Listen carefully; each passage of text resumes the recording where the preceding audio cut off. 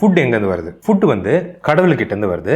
எதுக்காக வருதுன்னா, படைப்பு உயிர் வாழணும், சாப்பிட்டு பலன் கொண்டு உயிர் வாழணும், லைஃபை சஸ்டெயின் பண்றதுக்காக கடவுள் உணவு கொடுக்குறாரு. எந்த கடவுள் உணவு கொடுக்கும்னா, எந்த கடவுள் படைச்சதோ அந்த கடவுள் தான் உணவு கொடுக்கும். நிறைய பேர் நிறைய விஷயங்களை கடவுள் கடவுள்னு சொல்லிக்கிறாங்க. ஐடல்ஸ் கடவுள்னு நம்ம சொல்றதை விட கடவுள்ன்ற நம்பிக்கையை சொல்லலாம். ஏன்னா முஸ்லிம்க்கு ஐடல்ஸ் கிடையாது, முஸ்லிம்ஸ் கிட்ட ஐடல்ஸே கிடையாது. அல்லான்ற ஒரு கடவுள் தான், இஸ் இன்விசிபிள் தான் நம்பிக்கை அவங்களுக்கு.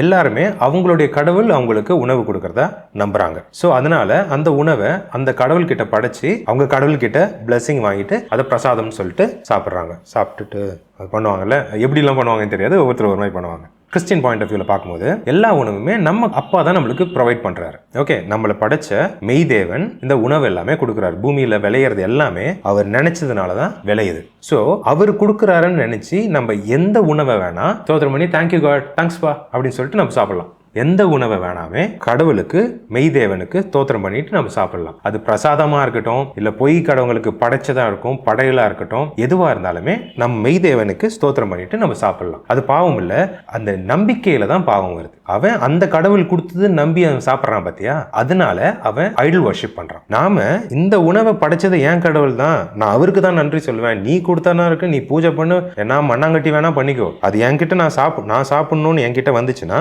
நான் ஏன் கடவுளே சாப்பிடுறதுக்காக நன்றி அப்படின்னு தான் நான் சாப்பிடுவேன். நான் பாவம் பண்ணல. இந்த உணவுல தீட்டு கிடையாது.